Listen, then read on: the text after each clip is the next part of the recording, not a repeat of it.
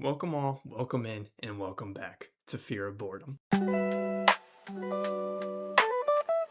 Been quite the hiatus since I put out an episode of Fear of Boredom, but we've been doing some cooking, and as you can see, we now have an official rundown for the show, so you can feel free to skip ahead to any sort of segments that pique your fancy. But without further ado, it is getting a little hard for me to get into the rhythm of this, so we're just gonna take it from the top, and we'll start off with this weekend's box office update. So our top three winners are The Devil Wears Prada, which had an excellent opening weekend, already cracking the top 10 list for top grossing of the year. And just behind it, Michael, even having a good second weekend. I definitely think that this one is going to have legs. I think that's going to be a long time before we maybe don't talk about Michael making money. But the real juggernaut so far of this year is, by all stretch of the imagination, Super Mario Galaxy. I mean, you can already see it's top grossing of the year, and even on its, its fifth or sixth weekend, it's still like the third highest grossing film for that weekend specifically, so absolutely insane. We've had a lot of interesting moves to the roster in WWE just mere weeks after the biggest event of the year for them in WrestleMania. Here we have the full list of the people who were officially released in the first stretch. There's been some added to this since its initial release, but the biggest standouts for this one gotta be Kairi Sane, Aleister Black, Zelina Vega, and just the entirety of the Wyatt Six, who played kind of a pretty prevalent part on SmackDown this past year. But even following that, several other big name talent have parted ways with the company. The New Day has left under mutual agreements. Solo Sikoa's MFT members, Tonga Loa and JC Mateo, to add. Personally, I want to understand that there is a large shift in the direction that WWE is going at this time. They've added a lot of new talent to NXT. They've called up talent that has kind of established itself in NXT into the main roster, but a lot of these shifts have just kind of been a real bummer and a real cloud over what already is seeming like a declining product. I haven't even talked about WrestleMania itself, but real lackluster event overall. I mean, you can say day 2 sort of overshined night 1, but there really wasn't anything that felt like this was a sort of pillar in the WrestleMania history. The best part was the last match of the entire event in CM Punk versus Roman Reigns for the World Heavyweight in night 2. And with already some discussions of Roman being taken off of upcoming dates for Monday Night Raw, I don't know, man. They've got about a few lackluster decisions or decisions I don't necessarily agree with before I just kind of take an extended hiatus on WWE. We got our first look for the upcoming Anthony Bourdain biopic titled Tony, with director Matthew Johnson, who's known for his work on Nirvana, the show, the band, the movie, or vice versa, as well as another biopic in Blackberry. Is that a biopic? A brand pick? What would you classify those movies? The Blackberry, the Flamin' Hot Cheetos, are those like corporate picks? Corp pick? So the story is supposed to cover a very formative summer in Massachusetts for Anthony Bourdain when he worked in a kitchen, and a lot of it is what he writes himself in the highly acclaimed book Kitchen Confidential. Now, this story in particular is pretty personal to me, because Anthony Bourdain was a figure that was pretty prevalent in my upbringing, I'd say. My dad really enjoys cooking. He's never really been the biggest fan of, like, I guess Food Network or adjacent shows. We'd watch a few here and there, but like the main competition shows that would kind of fill up the airways wasn't really his vibe.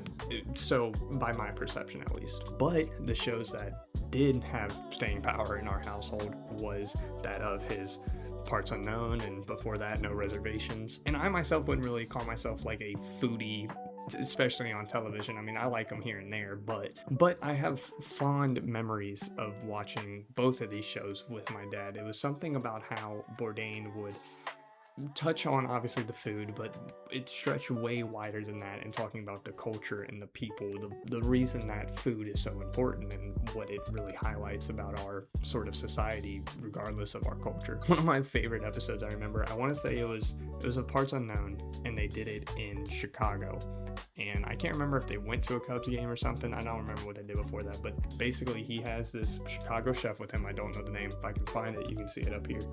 But he takes the chef with him, and they get basically piss drunk at this like really fancy restaurant, and then they bookend the night with drunken Waffle House.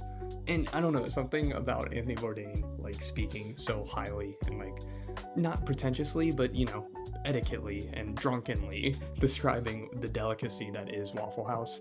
I don't know, that really tickled my fancy. You don't get that in many other shows. His writing always impressed me, so it was kind of just like the perfect sort of like being for me and my dad to kind of bond over. The Cincinnati Reds have gone on quite the slump after starting the season pretty hot, topping the division early, and as it stands, they are currently on like a 7-game skid, if I recall correctly. All of those being divisional opponents in the Pirates and the Cubs to, you know, add salt to the wound. One highlight for me has been Sal Stewart. Apparently, actually, let me look into that really quick. Oh, okay, sorry. I was hearing on the radio that people were talking about Sal Stewart, so I just wanted to double check to make sure that it wasn't anything crucial, I guess, but we can't pay him, maybe, so I guess that really throws a wrench in this whole segment about me talking about how much I like the guy. But either way, he started off his rookie season pretty strong. He won the NL Rookie of the Month for the month of April, though having a little bit of a backslid towards the latter half of the month. He even said himself that he holds himself to a high standard. He didn't like how he finished the month, and he feels like he left something on the table. And that kind of attitude I really appreciate in a younger guy in the clubhouse. I don't know how this season is going to go. I don't have the highest of faith in the Reds to pull anything of significance off, really. On the gridiron side of Cincinnati sports, the Bengals make a big swing, trading 2 first-round picks to New York for defensive tackle Dexter Lawrence. I'm getting excited. The thing about being a Bengals fan is that it's generational trauma. So you come to a point in the fandom where you realize that the hope is ignorant. I'm sure that the Bengals are going to get me very excited this year, and I'm sure they're going to do a lot of letdowns for me this year. But I'm really getting excited about this edition. I like how we did in the draft. I don't have all the names at the top of my head. I'm not that big into college football, so really like scouting, that kind of thing I'm just ignorant on it. But I think that the addition of these young defensive talent with Dexter Lawrence really like providing help to a rush defense that was abysmal last year. I don't know. It's got me feeling kind of hoo-day. Last bit of news, Longlegs, the Osgood Perkins film that really like kind of hit the internet strong with its strange atmosphere and really like kind of creepy performances from Nick Cage, is set for a sequel, and we now have a release date. It's going to come out January 14th, 2028. I would say that I'm hesitantly excited about this. I thought that Longlegs was good. I felt that it was a little overhyped, perhaps. People are calling it like the Silence of the Lambs of this generation. I get what you're going with, but it has been quite a long time since I've given it a rewatch, so maybe upon revisiting my opinions will change, but I just remember being like a little let down about, I guess, how much higher people are putting it, and that's on me. I had higher expectations for it. But the atmosphere was there, the imagery was creepy, and I do think Nick Cage really did a pretty stand-up job at it, and he is set to return for the sequel, so something to get excited about, I guess. The past week has brought us quite a few trailers for some of the biggest movies set to release later this year. To start, we're going to talk about this Evil Dead Burn trailer. Now, for this, we've gotten 2 trailers. We had an initial teaser, and then finally the full trailer. The teaser I really liked. It felt very made for the trailer, perhaps. That's kind of was my one critique, is I'd have to see it within reference of the movie, but it kind of felt like too staged for a really kick-ass trailer. The teaser just follows the lead, played by name here, I need to do more research, and it is a one-shot sequence where we follow her through this carnage surrounding her with a bunch of deadites and bodies flying over. It's actually really sick. You should check it out. That trailer got me at least excited for what was to come. Now, the full trailer that just came out the other day, I'm a bit disappointed. Not in what was shown. Well, okay.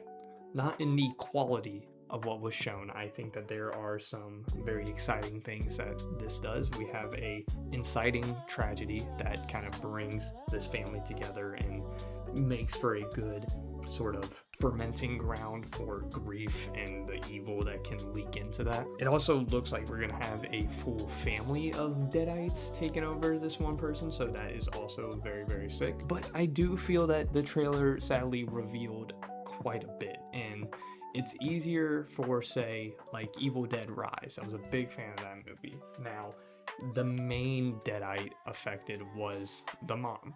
Now, I don't know if in the trailers it showed some of the surprise deadites, like the one young adult child that turned deadite towards the end of their sequence. But for this, we saw a number of the people who had kind of been established and earlier into the trailer to either face some imminent doom that is almost certainly going to result in death or become a deadite themselves. It still has me excited. I really like the direction that was shown through this. I think the deadites look great, so only time will tell exactly how good this gets, but I just felt like this one kind of showed a little too much for my liking. And shameless plug, I should be talking about all of the Evil Dead movies quite soon, but for more on that, you gotta wait to the end. Next up, we have the Odyssey trailer. This is the second full trailer for the Odyssey, and kind of doesn't do that much different. You kind of get a more feel of the story, kind of the desperation that is in Odysseus and getting back home after this war. We see the sequence of the, like, Spartan horse or whatever, and we even get some look at the Cyclops that will be in the film, and I mean it looks good. I'm very intrigued by how good this will do. I trust in Christopher Nolan, and I have another update on Christopher Nolan that you gotta wait to the end for. Next up, I know we talked about the first look, but we also got a full trailer for Tony as well, and yeah, this is doing everything for me. The direction and set design feels very 70s. I really trust in this main actor that is portraying Anthony Bourdain. And it's really highlighting what I liked most about him, kind of what food says about us specifically. And he talks about his history of being a great writer prior to working in a kitchen, and we can kind of get a good feel of what his arc is sort of going to be in this film, and I'm overly excited. And finally, to discuss, we have the Resident Evil trailer that came out. Now, to preface, I am not a Resident Evil fan. I'm not much of a video game person in general. I play kind of casually every now and then, but the Resident Evil games are definitely a big blind spot of mine. And for sure the movies. I don't even know if I've seen a scene from any of the former movies. But I really like Zach Cregger's movies. I liked Barbarian. I loved Weapons. So when I heard that he was signed on to this and he was kind of doing something a little original with the show being a reference point for the movie, that really piqued my interest, and this trailer did nothing more but just pique it even further. I think the atmosphere is super palpable in this trailer. There's very creepy imagery. I remember watching some behind the scenes stuff for Weapons where the way that Zach Cregger sort of directs horror is he just wants to shoot stuff that he finds scary, and the images being scary itself rather than relying on jump scares, and I think that is fully felt throughout this trailer. But that's all the trailers that we have to discuss for this week. You can see the release dates for the movies that we just discussed here, and on to the next topic.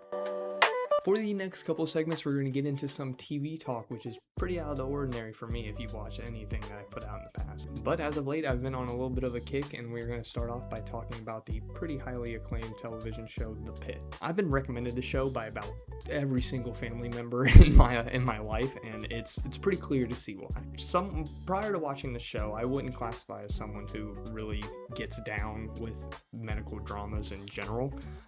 But for this film, I think that the one shift gimmick that it does before both seasons, we have 2 seasons out now, and I've watched both of them. But the one shift gimmick is one that is really great, and I think that it works very well with this kind of subgenre in television, because not only does it really add the intensity of what this profession can have, but it also gives us a decent amount of time to work on individual characters with their individual struggles, whatever might be in that particular day. You get a good amount of just daily work drama, but also gain a amount of respect for people who actually work this profession. And Noah Wiley has really done his homework, it seems, on how to accurately portray the different kind of medical operations that they perform on the show. I believe my dad even told me that when they're doing actual operating scenes, they take the directors out, like, and they have people with the cameras, obviously, but the ones who are directing are like actual surgeons and actual ER people. So I thought that was really fascinating, if true. But yeah, no, while binging this show, me and my girlfriend watched pretty much both the 2 seasons in maybe 2 or 3 weeks. Every single day I was just itching to get back to it, and I think that also helps with the one shift sort of format. Is that a lot can happen in the hour, but you're not going to solve all of the questions that were set up in the first episode, maybe not until the 8th episode, so it keeps you wanting to come back to that. And there's just a variety of really interesting characters. You're bound to have someone that you latch onto, and that's probably the highest praise that I can give this show, is that for me, at least, I care very deeply about these characters, and I can't wait to see how they evolve by the time we see them in the next season, which, do we even have a date for that? So according to Google, we're supposed to get another season of the Pitt Season 3 in January of 2027, which makes sense because I think, did the Season 2 come out in February of this year, I think? But especially with Season 2 being quite the downer of a season, it seems like everyone was kind of going through some pretty pretty tragic events in their own individual lives, while also grieving with just the shit that they have to put up with on a daily basis, and the pretty large inciting incident that happened in season 1. We're still kind of seeing the repercussions of that. But I have my fingers crossed for maybe a night shift show, because I love me some Dr. Abbott. I couldn't say enough. I would scream it from the mountaintops if I could. Now, as I kind of touched on just a moment ago, I am historically awful at following along to the TV shows. However, as I mentioned, I've been quite on a kick recently, and this show, man, this is one that I really wish I kept up with upon its initial release. So I watched the first season as the episodes released and fell in love with it. Like, I had nothing bad to say about this show. And even that first season, now that I'm working my way through season 3, it may still be my favorite so far. Season 3 probably has I'm about 4 episodes in, and there's some heat. So it might end up being 3. But, like, sadly, after season 1, due to COVID and just extended breaks in production, and taking time for the animation and whatnot, it was really hard for me to just, like, find the motivation to jump back into the show, especially after not watching it for so long, because I knew I would just have to restart from the beginning, because that's just how my brain works. But a few weeks ago, my buddy showed me a particular episode of the show, that being one that has Conquest in it. Yeah, he jumped me all the way to that one, but I can't even blame the guy, because I've been like a fucking junkie for this show, dude. I'm at work, and if I have anyone that I know watches the show, I'm immediately asking questions about it. If I go a full day without watching an episode of this show, I literally start to feel like sad because of the fact. Because now that I'm about to be 3 seasons in, I realize how much peak I was missing out on. The show is fucking incredible. It's incredible in the way that it shows fight scenes. I think the emotional depth is really there. Like the Conquest fight specifically, I can't go too much into detail because I don't even know the full context of that fight yet, but like curved a hunger for superhero media that I didn't even know I had. I'll talk about spoilers ahead from here on out because I want to talk about the show for a minute. Season 1, obviously the main mystery being, we as the audience knows that Nolan Grayson, Omni-Man, killed the Guardians of the Globe, and basically it's just kind of this irony of waiting for Mark to find out and what those repercussions are going to look like. So fantastic, love it all the way around. Season 2 is then just kind of like evolving from the fact of what are now the following repercussions after Omni-Man beats Mark to a fucking pulp and then just fucks off, I guess. We now are starting like building up the seeds of what comes next. Mark initially tries to go to college, doesn't really work out well. He ends up rediscovering his father on that fucking bug planet or whatever. That doesn't end well, and now he has a brother, I guess. So basically, like, to me, I feel like season 2 is just kind of like planting the seeds of what's gonna come up later. I mean, we still have some big events, but like the biggest thing to happen was, I guess, Nessa coming down and being like, I'm going to fuck you up, like I promise I will. And just kind of the further evolution of this sort of Viltrumite rule and this kind of impending war that is coming. We're just building up to that. And season 3 is having some consequences now, and I'm so very excited to finish it. I think that once I begin on 4, because it is the most recent season, I'll do like episodic reactions and reviews either on here on TikTok or something, and then I'll do like an actual extensive season 4 review that will likely for sure be on YouTube, so stay tuned for that. But no, I'm serious. If you like anime, if you like action, if you like superhero of any degree, check out Invincible, please. I'm begging you. Want to give a little update on a Christopher Nolan watch through that I'm currently doing in preparation for the Odyssey. This was kind of half of that thing that I teased from earlier. As of right now, I've seen more than these 2 movies, but these are the only 2 that I've rewatched since starting this. And yeah, no, I'm big fans of them. I think The Following is an excellent first outing, and I really liked the way that it was directed. I think Memento might be like a perfect movie. It might be the most perfect movie I've seen in a really long time. I first watched this movie and I thought about it for 3 days straight, and if I had the time, I would have watched it like 3 times over probably. But that's all I want to give away because I have a plan of what to do during this watch through, and we are about to touch on that in the final segment of today's show.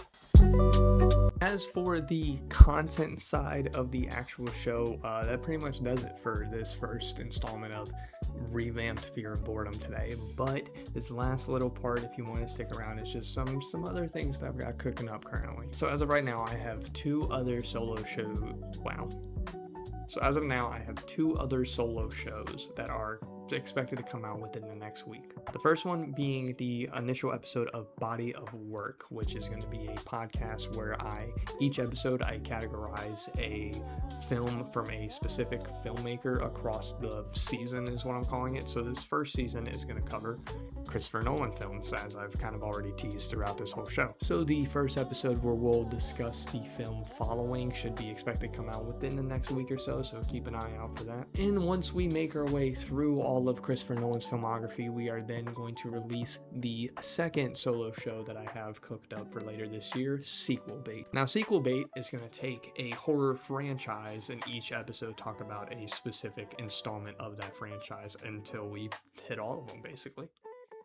And for the first season of this, I am hoping to knock out the Evil Dead franchise prior to the release of Evil Dead Burn. And if you get tired of my voice and you would like a little bit of some back and forth between me and one another, you can check out my show Something to Marvel that I do with my buddy Tristan. We've been on a bit of a hiatus with this, but we are hoping to categorize all the different Marvel movies, whether it be pre-MCU, the Fox movies that are happening alongside the MCU, the Sony Spider-Man movies. Gonna try to hit as much as we can prior to Doomsday, and then by the way that the schedule has looked so far, we're probably gonna stretch that to then Secret Wars, because I think Secret Wars is really gonna be the film where it's just like, you know, fucking action figures jumping against each other, and everyone that we've ever seen in a movie might be in it. Fuck, who knows? But we do already have 4 episodes out of the Blade trilogy, the X-Men trilogy, the Spider-Man trilogy, and then Deadpool and Elektra. So if you want to check those out, those are already available on Spotify and YouTube under the Concession Stand Pod. Now for this show, Fear of Boredom will be a mainstay. So if I can't get to the other solo shows that I've discussed, this is going to be the one that I want to make sure I prioritize to come out each week, just as a little update on what I've watched, what I've done, kind of something for myself, and then give a little update on anything else creatively I have going on. But that about does it for this little plug section, so keep also an eye out for Invincible reactions. Those will likely be on TikTok. The episodic reactions I think are going to be on TikTok, followed by a season 4 review that I'll upload to YouTube. But that does it for me on this episode of Fear of Boredom. I appreciate you so much for sticking around to this part of the video, and hope to see you next time, but if not, keep the seat warm for you.